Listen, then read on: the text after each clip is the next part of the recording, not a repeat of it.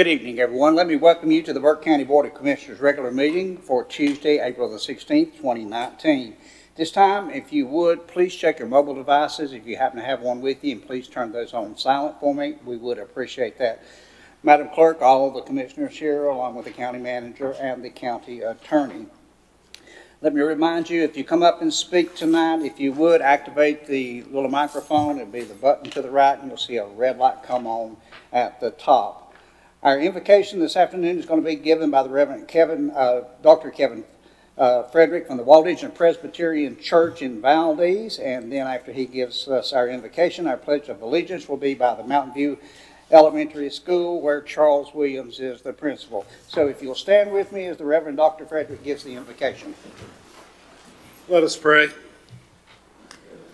Holy God, we find ourselves this evening in the midst of what Christians call Holy Week, a time when faith confronts the darkness of humanity. Whatever our personal beliefs, we come before you now as a people with a common desire to serve our community and to serve it well. We come to recognize your presence and the needs of our county, and to ask your wisdom as we examine and address those needs. We pray the strength and guidance of your blessing for this evening with our county commissioners as they listen and make decisions. We thank you for the many public servants who serve this county and each of the municipalities within it. Keep them safe when they face disaster or peril. Empower them to bring about the justice that they are called to serve, protect, and defend. And now, be with us this evening as we seek to be guided by your wisdom in what we do and how we do it. For we offer this prayer in your strong name. Amen. Amen. Okay. As the children move forward, I'd also like to recognize Aaron Johnson and Holly Ramsey, who is with our group today. Okay.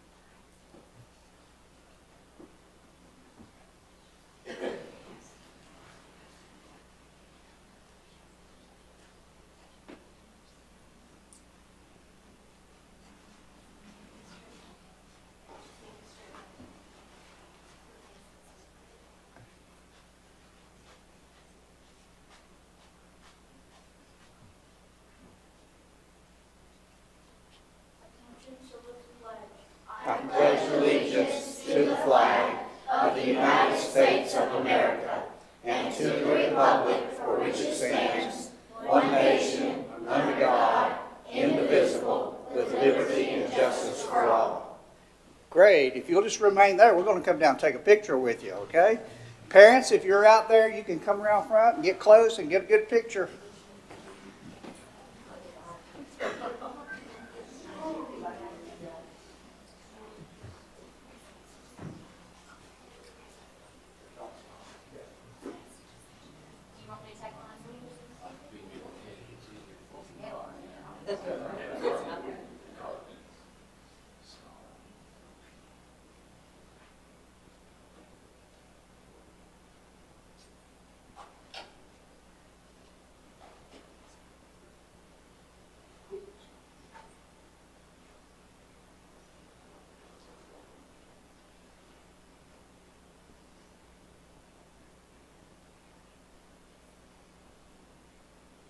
All right. Anybody else with pictures? Okay, would you give our group a big hand?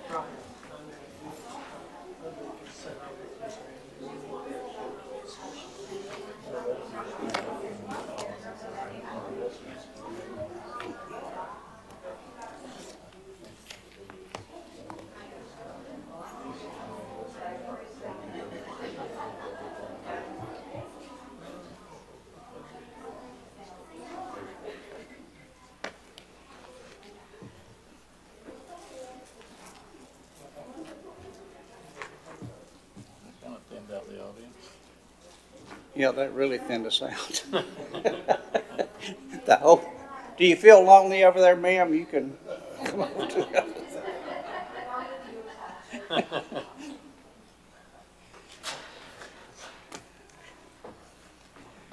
All right, gentlemen, well, let's move forward to our approval of the agenda. We do have an amendment. We have the addition of a decision item number 5. It's the agreement to a grant agreement for project JP3, which is Jackson and Corrugated, which is time limited. I'm sorry for the delay, but it needed to be put on with signatures so JP3 can move forward. Also, decision item number 2 for general services around concerning elevator repairs to the human services needs to be removed as let's see, somebody won't be here tonight. Miles won't be here tonight, okay. So with those 2 changes, I'll accept a motion to approve. So moved, Mr. Chairman. We have a motion. All in favor signify by saying, raise your right hand, I'm sorry. Okay, it'll be 5-0, Madam Clerk. Moving on to the approval of minutes. We have minutes from our pre-agenda meeting from February the 5th. Mr. Chairman, I reviewed those and found nothing amiss, so I make the motion that they be approved as rendered. Thank you so much. We've got a motion by Commissioner Taylor. All that want to approve the minutes, please raise your right hands. That'll be 5-0, Madam Clerk. Okay, let's move to item number 6, our presentations. Our first presentation will be from the Health Department, the 2018 State of the County Health Report presented by Ms. Lisa Moore, our Public Health Director. Lisa? Oh, Public Health Director. Now, Rebecca might get upset about that. That's what Public it says Health. here. It's okay. Good. So, I'm here to present the 2018 State of the County Health Report, which is an accreditation requirement that we have to do in between our community health needs assessment to report on the progress of our priorities. So in the first part of the report, you notice it's a demographic section. Really not much has changed since 2017 with population, poverty, unemployment, and educational attainment. The couple of changes in the leading causes of death, other unintentional injuries moved from number 6 to number 4, which could be due in part to the opioid epidemic and drug epidemic that we're seeing within the county. Motor vehicle injuries and Parkinson's disease was previously not in the top 10 at all and has now moved into the rankings. As part of the 2016 Community Health Needs Assessment, you have to identify priorities to work on over the years in between your assessments. Our 3 priorities we identified for some in-depth work were substance use disorder, mental health, and poverty. So task forces under the Burke Wellness Initiative were designed to work on those initiatives through these 3 years. Next section of the report talks about those items that we have been working on with substance use disorder. We have accomplished a great deal in the last couple of years. After some successful community forums, there were 3 overarching needs that were identified to build resources around. First was to reestablish a drug court in Burke County with a diversion component. Second was to establish additional residential treatment options and long-term recovery support. And third were to put into place more prevention efforts in all levels of the community. So we've been very pleased with the extensive collaboration that we have assembled for those in addiction who encounter law enforcement or the legal system. So over the last year, the Health Department assembled community and governmental agencies to secure funds to implement 2 of the identified pieces we needed. The LEAD program, which is Law Enforcement Assisted Diversion Program, and the Burke County Recovery Court. LEAD is the diversion program for low-level offenders, and then Burke Recovery Court is the post-adjudication end of that. As part of the continuum, jail treatment services are offered for those who have an addiction problem and results in incarceration. They are voluntarily receive treatment services while in jail and then receive recovery support and reintegration services as they transition back to the community. The last piece is that Burke County Recovery Court or Adult Drug Court. In November 2018, we received a $500,000 Department of Justice grant for 4 years to implement that drug court. This post-adjudication voluntary supervised cognitive behavioral treatment program is for offenders who have been identified as having problems with drugs or alcohol and have some conviction that is nonviolent, a DWI level 1 and 2, or a felony misdemeanor conviction. The next part of the report talks about the prevention efforts that we have with substance use disorder within the county. This section gives just a small preview of all the prevention efforts that we have that is happening. We're also very fortunate to have received the Drug-Free Communities Grant, in which Burke Recovery facilitates. That grant has propelled a lot of prevention efforts within this community and trainings to reduce the drug use within the county. Our second priority was mental health. That task force has been working on a tremendous amount of training within the community with adult and youth mental health first aid, QPR, which is for suicide prevention, and CRIM, which is community resilience training. They're also working on a web-based tool for emergency responders to provide appropriate and timely resources during a mental health crisis when they come upon one. During May, which is Mental Health Awareness Month, there will be a tremendous amount of trainings, education, and awareness offered for residents throughout the county. Our third priority is poverty. In 2018, Burke County hosted a successful poverty community forum. The forum offered citizens an opportunity to gather information on poverty and the effects on a community through two engaging speakers, Dr. David Burleson from the Burke United Christian Ministries and Dr. Robert Strack from UNC Greensboro. The last portion of the forum had a 2-hour poverty simulation where participants filled the roles of community agencies or family members living in poverty. The simulation depicted scenarios of what individuals or families encounter in poverty and constant challenges that they face. After the simulation, the participants and the observers were able to have an in-depth conversation about the simulation and what parts of the cycle of poverty could pose an intervention. So the last section of the report also discusses some emerging issues and new initiatives. The Burke Wellness Initiative group discussed some lacks and some things that would impact residents, like the lack of housing and lack of affordable housing, Medicaid transformation, the increase in meth and other drugs in this population, and growing homeless population. So these are the things that we will look at the impacts and interventions that we will able to address these growing concerns over the next couple of years. And that is it. Anybody have any questions? Thank you, Lisa. Commissioners, any comments or questions for Lisa at this time? Chairman, I've got one answer for you, Jim. Thank you. Any other comments or questions?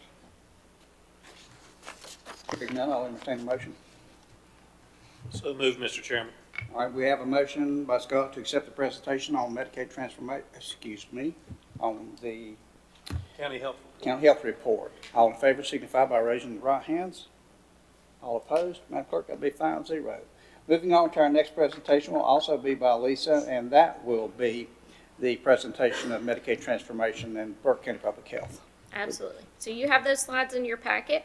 I'm just going to go through a few slides for you. On slide number 2, it will talk about our public health objectives for Medicaid transformation, which are to play a vital role in Medicaid reform and clinical services without compromising our broader public health mission, maintain public health capacity and expand our role with initiative beyond traditional health care, and to continue to meet the community needs for all persons. On slide number 4, you'll see that our North Carolina goals for Medicaid managed care is to measurably improve health, maximize value to ensure program sustainability, and to increase access to care. On slide 5, you'll see that 70% of health outcomes are tied to non-medical social determinants of health, like housing, food insecurity, and lack of transportation. So public health has been evaluating and doing these social determinants of health with our patients for as long as public health has been in business. So now the provider end of this will be doing these and assessing these social determinants of health that do impact their medical care. So this will be the change, not for us, but actually for the providers. So slides 7 and 8, we'll talk about the health department will still be providing the same services we have, including case management. Some of the services will be a fee for service, which is our Be Smart family planning and presumptive eligibility, where the other services will be a value-based care. On slide 11, talks about the map of the rollout dates, which we are slated for February of 2020. Slide 12 talks about the Department of Health and Human Services has awarded 4 provider plus plans and 1 regional provider-led entity that are listed. The health department is working to be a member of each one of those plans since we are a safety net provider, And we must be a member of all of them so that we will be able to see those patients when they come in. Our clients are transient and move around, so we have to make sure that we are in all of those so that they will be able to get the care that they need. Slide 13 talks about the challenges for us in public health. We are considered a provider of last resort. We cannot discharge clients based on any of their behavior or their lack of commitment to their care. We have to see them no matter what. So our lack of navigation resources for beneficiaries. Our services are not always cost effective due to the state and federal requirements that we have. And still uncertainty moving forward with all of this transformation. So the last slide is 14. Our steps to date and moving forward is we have already implemented our electronic health record. We have focused for the last 5 years on quality improvement and performance management, and we are working very well with our clientele and also with our staff. And we play a strong, vital role in the community and social determinants of health. So, anybody have any questions or comments? Thank you, Lisa. Questions for Lisa on Medicare transformation? Mr. Chairman, I'm not sure it's a question, but I did, in reviewing this a second time, on page 46, I believe it is, you make a comment there, and I wondered if during that comment, one of your goals was to improve health, measurably improve health, and the word measurably was the word that caught my attention. Do y'all have new directions or something on how you measure the improvements that you're doing on health, or is that just one of the goal setters and you're going to try your best to accomplish that? Yes, because we always have measurable outcomes that we have to have anyway from the state. So when we move to value-based care, we'll have to adjust some of those measurable goals and change as it is going to be. But we won't know those until it actually gets in, and then Department of Health and Human Services decides what they want to do for those outcomes. Okay. So we're just going to have to wait. I just wondered if you had X number, you had to do this, X number, so. Not yet. All right. I'm sure we will. Thank you. Any other questions or comments? All right, hearing none, we'll entertain a motion. Mr. Chairman, make the motion that we accept the presentation on Medicaid transformation and Burke County Public Health. All right, you've heard the minute's motion. All in favor signify by raising your right hands. Madam Clerk, that will be 5-0. Thank you so much, Lisa. Thank you. Moving on, gentlemen, item number 7, scheduled public hearings. We have none tonight. Moving to item number 8, informal public comments. Madam Clerk, was anyone signed? There are no public comments. All right, we'll move forward to item number 9. It's our consent agenda. At this time, I'll ask County Manager Brian Steen, if he will, to review that consent agenda. Brian? Thank you, Mr. Chairman. Members of the board, you have 8 items on your consent agenda. First is Burke County Public Schools, J.T. Russell & Sons Incorporated, change order number 2 for $23,285. Item number 2 is Burke County Public Schools Mountain View School First Amendment to Architect's Contract, $215,000. Item 3, County Manager Amendment to the Morganton's DIG Program Policies. Item 4, County Manager Proclamation declaring May 2nd, 2019 as National Day of Prayer. Item 5, Finance Audit Contract for Fiscal 2018-19. Item 6 is General Services, approved fee schedule for sale of compost. Item 7, Tax Department, tax collection report for March 2019. And item 8, Tax Department release refund report for March 2019. That concludes your consent agenda. Any questions or comments? Okay, at this time, I'll entertain a motion on the consent agenda. So moved, Mr. Chairman. All right, you have heard Wayne's motion. All in favor signify by raising your right hands. Madam Clerk, that will be 5-0. Thank you, Brian.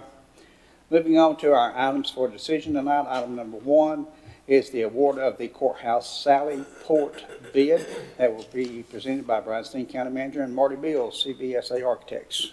Brian? Thank you, Mr. Chairman, members of the board. We conducted bids, received bids, and Marty can talk with you about that. He has verified the bid results from the other week.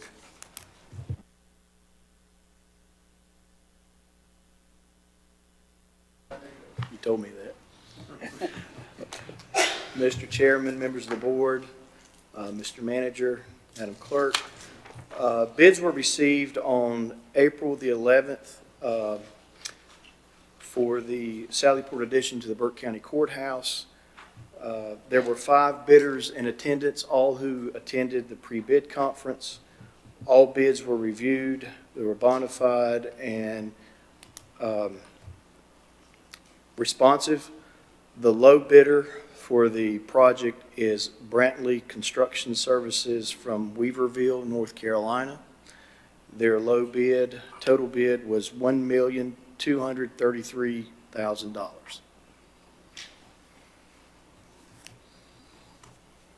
Okay, gentlemen, you've heard the presentation by Marty. Any questions for him or Brian regarding this matter?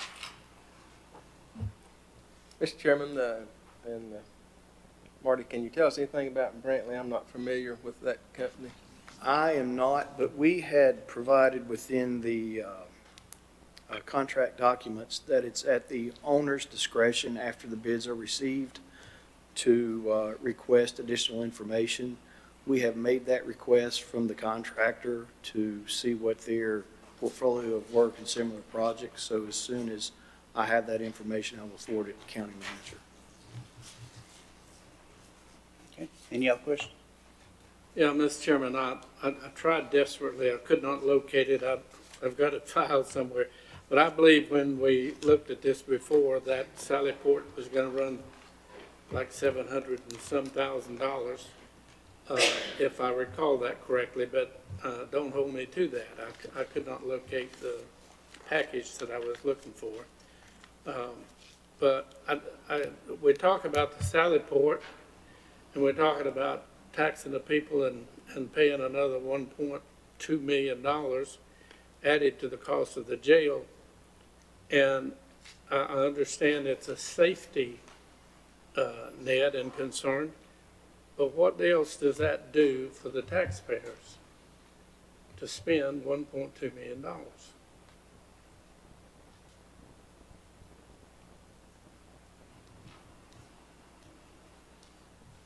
Mr. Chairman, this also enables a larger vehicle to be used when we're transporting people back and forth to minimize the number of trips to and from the new jail. It also provides a secure, dedicated elevator for those people to be transported to and from the Sallyport to the courtrooms, which is addresses some safety concerns for our sheriff's department as well as the people in our custody. If they were to meet people from the victims' families of their alleged crimes. And one of the other things that was added to this was a somewhat secure parking area for our district court judges for their security will be made a part of this. So it addresses a little bit broader a swath of security issues. I am not familiar with any earlier estimations of a cost for the project. A while back before the bidding was done, I had one construction company ask me what our budget was for this project, and my response to him was the lowest responsive bid. So that is what we're trying to get to, is what the market is telling us the cost for this project is. And if you look at those, you had 1.2 million, 1.4 million, 1.5 million, 1.3 million, and 1.8 million. You had 5 companies respond to the bid. So the market is telling us that apparently the lowest cost for doing this is 1.2 million for the project. Again, you're only required to have 3 bidders, and we've had 5. So I don't know that we can do much better than that, and it be responsive and realistic.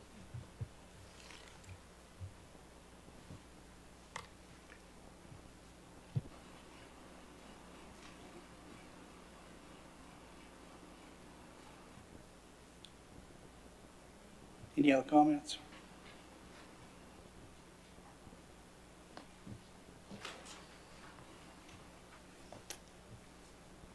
All right, hearing none, the chair will entertain a motion. Mr. Chairman, I move to award construction bid and contract to Brantley Construction with the addition that we review their materials, and we are completely satisfied that this is within their good scope of work in the amount of $1.2 million, and authorize the county manager to execute the agreement on behalf of the board. Further appropriate the $1.2 million of general fund balance. Mr. Brett, can I ask you to amend that to 1.233 total bid? Absolutely. All right, you've heard Jeff's motion. All in favor signify by raising the right hand. All opposed? Madam Clerk, that'll be 4-1 with Commissioner Taylor dissenting. All right, thank you so much. As we said, item number 2 has been removed from the agenda. We'll move to item number 3, which is request for qualification for needs assessment and architectural design services for the animal shelter. Brian Steen, County Manager. Brian? Thank you, Mr. Chairman, members of the board. Our clerk did a great deal of work on this, and I think there was some discussion at pre-agenda for us to move forward. The interest is there to do that, and we believe these needs assessment and architectural design services for the animal shelter is in the county's best interest, and as well as I believe the board was interested in seeing us move forward with this.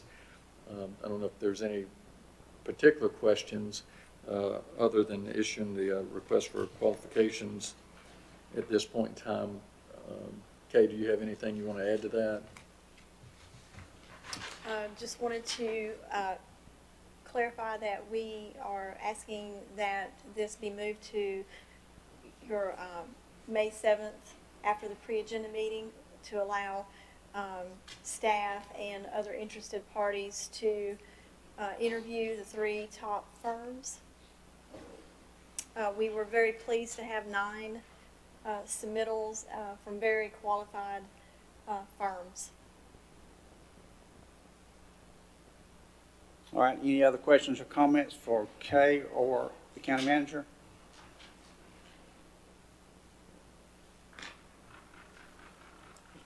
Mr. Chairman, I move to table this item to May 7th, recess or special meeting after the pre-agenda meeting to allow time for site visits and interviews of the top 3 firms. All right, you've heard the motion by Scott. All in favor signify by raising your right hands. All opposed? Madam Clerk, that passes 5-0. Thank you so much. Moving on to item number 4. That will be funding for the animal shelters floors, presented by the County Manager. Thank you, Mr. Chair. Members of the board, we received notice from our animal shelter staff that they had had an inspection and there was a requirement by the state to take certain corrective actions. This is part of that. We were hoping to be able to postpone some of this and allow us a little more flexibility, but we are not at a point where we feel comfortable in being able to do that. We would believe that it would be best to go ahead and make the corrective action. And even if we move forward expeditiously with the construction of a new shelter, I think that's probably going to be at least 24 months out from now. So I believe we would get our return on our investment and meet the requirements of the state. And again, Kay has been working on this a great deal. I've been doing a little something with Margaret for your May meeting in June, adoption of a new budget, so I apologize if I don't have a great deal of details. Okay, any questions or comments for Brian or Kay on this matter? Mr. Chairman, I have a couple. Okay. The first question has to do with the proposal, and I understand where the figures came from, but the total proposal on his contract is $37,155, and I think the numbers came from price of floors and price of covers, and the price of the walls, which was $12,000, is not on there, and I don't see where that contract indicates that we took that $12,000 off. And obviously, we don't want to sign the contract in the form that it is. This is a good price, however, for that $25,000 whatever. It's about $7,000 better than the lowest. And then a second question had to do with pages 115, 116, and it explained that these floors and the walls, let's see, the floors were sealed in December, and the question is, were they not guaranteed, and what did we pay for that work, and do we get any of the money back? That means that those floors did not last 3 months.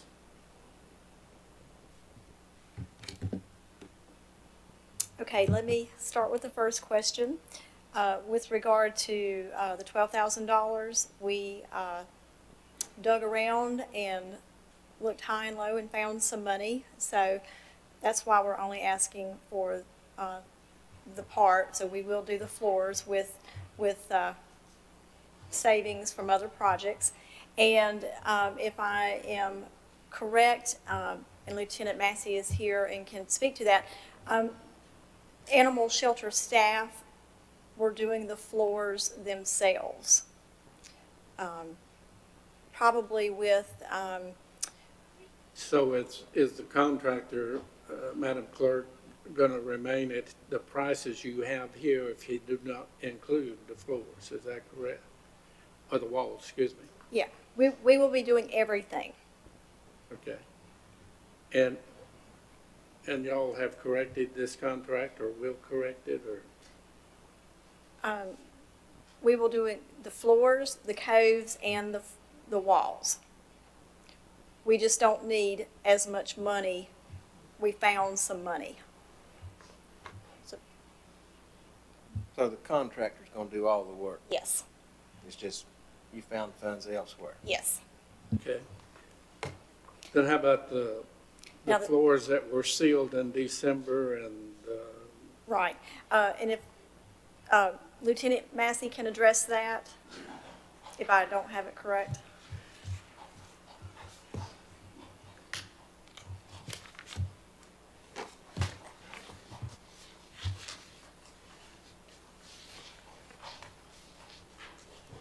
As far as the sealing of the floors, every December or January when our shelter is low on numbers, we would shut down half the shelter. Our inmate labor would pressure wash, clean them, and try to seal them. And we were using Sherman-Williams,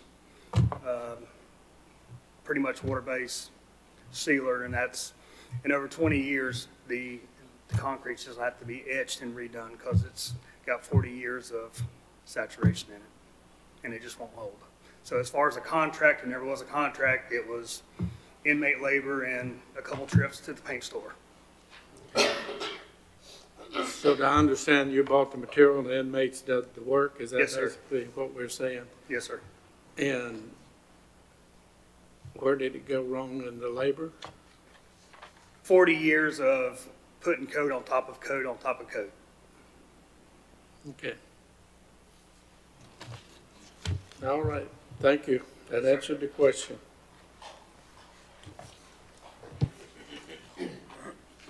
Any other questions or comments? All right, if not, the chair will entertain a motion. Mr. Chairman, I move to appropriate $25,155 of general fund balance for grinding and sealing the floor and at the Burke County Animal Shelter by Surface Concepts Incorporated. All right, you heard just mentioned. All in favor signify by raising of your right hands. All opposed? Madam Clerk, number 5-0. And just a minor clarification, that includes the walls also. Includes the walls. All right. Moving on to our next item, and that will be a handout that was placed on your desk. That will be the amendment to the JP3 grant agreement presented by J.R. Simpson County Attorney. J.R.?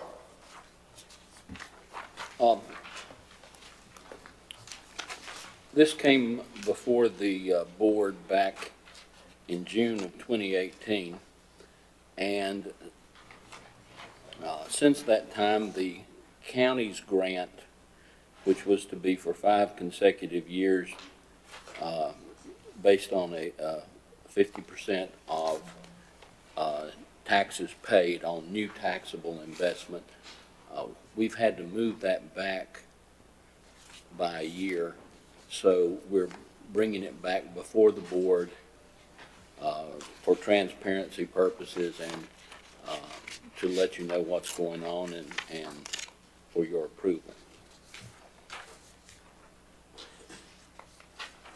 Questions or comments for JR? Mr. Chairman, do we have a quick, some of this information got to me late. I didn't get a chance to do a little more research on this.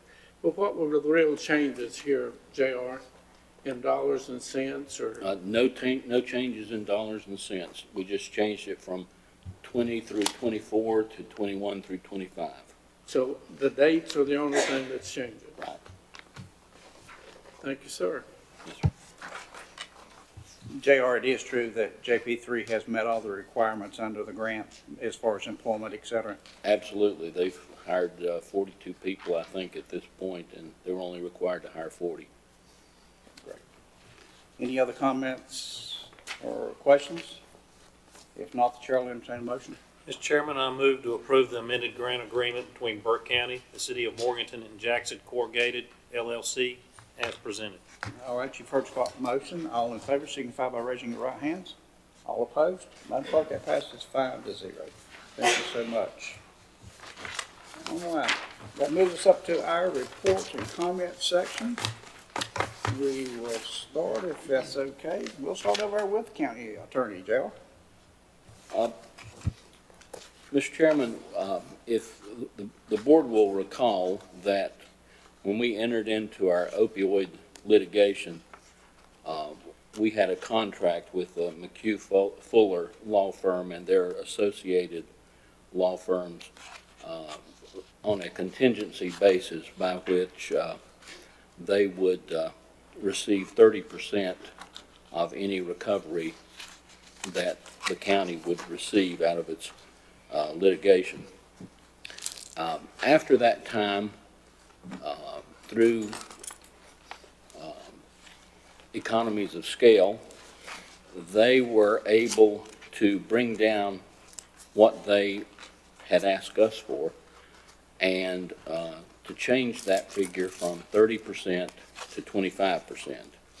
And I believe we had spoken to the board about this before, that we were actually saving an extra 5%.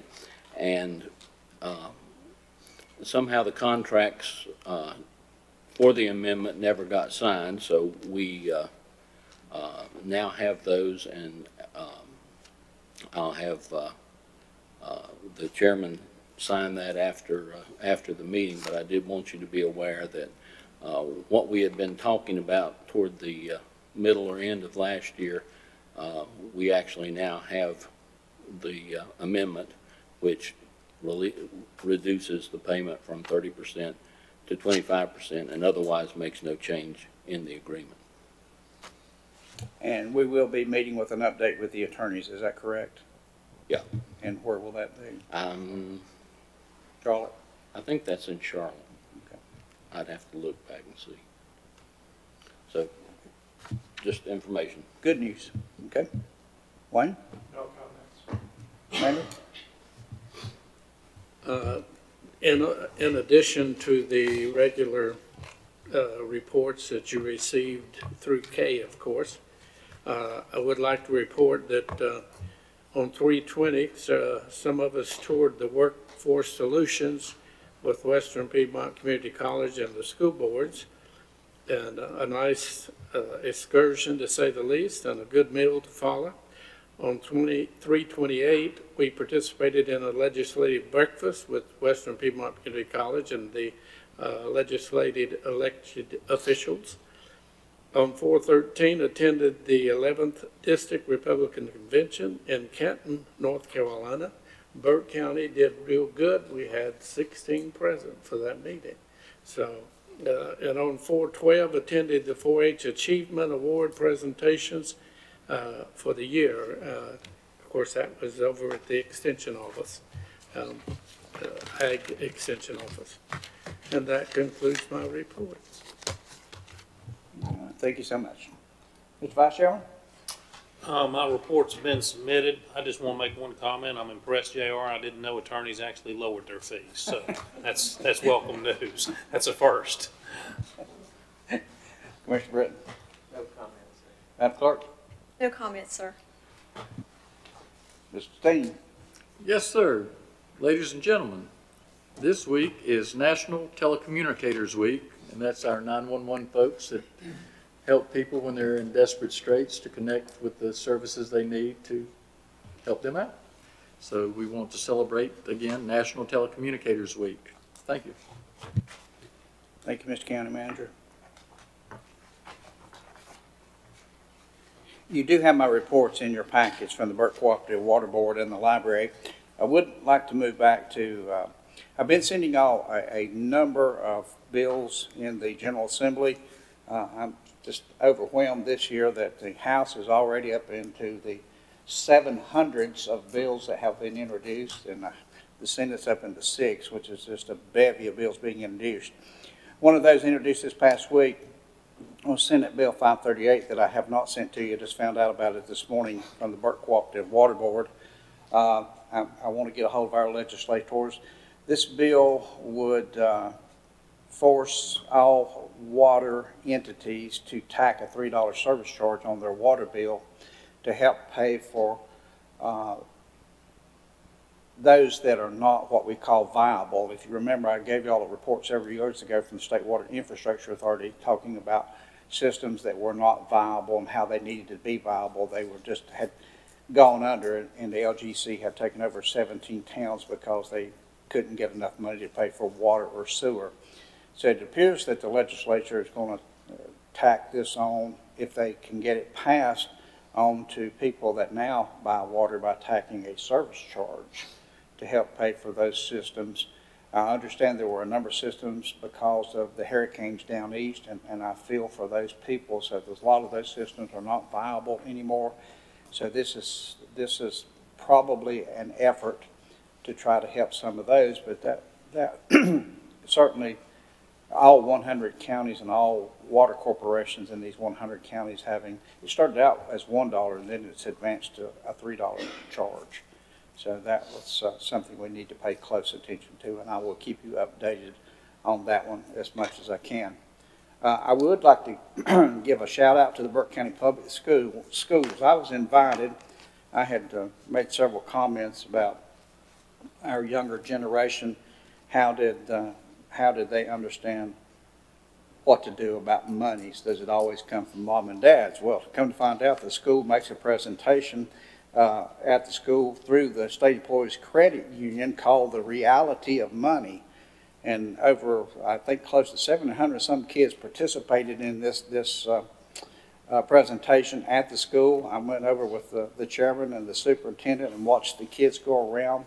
They were given a document saying that they were either married with children or single, or they had good credit or they had bad credit, or some had education and some had quit school. And they would go to different stations and try to buy a telephone or try to buy a car or try to do this. And it turned out to be a very interesting day. And I want to applaud the State Employees Credit Union for doing this and working these details out. And it turned out to be a good day. And if you'll bear with me on a couple of responses from some of the kids when we asked them what did they learn. And this is 5 responses. And the first one, it's good to maintain good credit and have a budget. And the second one said, kids are expensive and so are groceries. And the third one said, without finishing high school, life is really hard. And one said, bad credit really stinks. And then the last one said, being a parent is hard. So I was just really thrilled to see the kids actually get some life experiences, and some were walking around and said, the first thing that happened with the kids, they all fluttered right over to buy a car or buy a cell phone. That's the first thing they went to. And it was just amazing to see this program work. But the learning objectives were to learn the importance of good credit and its effect on financial opportunities, the advantage of additional education after high school, and the value of a smart financial decisions to create a solid foundation for the future. But that's one of the things I went to that I just truly enjoyed. Scott, you want to mention our trip to Cleveland County? Yes, Commissioner, Chairman Carswell and I, we went to Cleveland County, had a good meeting. There was probably representatives from 7 or 8 different counties, and had folks with law enforcement background, whether it be prison or sheriffs or whatnot, and talking about jail populations, and it was a really interesting presentation. I was impressed. I learned a lot down there. It was really good information. And so, like I said, I learned a lot, and I would encourage, if they have another one of those, that for our fellow commissioners to attend that, because, like I said, a lot of good information. Okay, thank you, sir. Anything else that needs to come before the board? Okay, there is no need for a closed session tonight, so I'll go straight to the vacancy announcements. What? Kate, make the announcements. I just did. You ready? Yes. Thank you, ladies and gentlemen, members of the board. We have the following opportunities for citizens to get involved in county boards and committees: the Hickory Regional Planning Commission, Adult Care and Nursing Home Community Advisory Committee, Council on Aging, the Juvenile Crime Prevention Council, the City of Morganton Board of Adjustment and Planning Board for the ETJ, the Voluntary Agriculture Board, the Burke County Board of Adjustment and Planning Board, the Western Piedmont Regional Transit Authority Transportation Advisory Board, Partners Behavioral Health Management, the Animal Advisory Board, and the Burke Senior Center Advisory Council. All right, the last two things I want to say today is I want to speak to those that are watching us by YouTube and other means. Please have your pet spayed or neutered. And lastly, if you would pick up one piece of trash for me, I would certainly appreciate it. All right, if there's nothing else, we'll stand in recess till Tuesday, May the 7th, 2019 at 4:00 p.m. after the pre-agenda meeting. All right, gentlemen, that's it.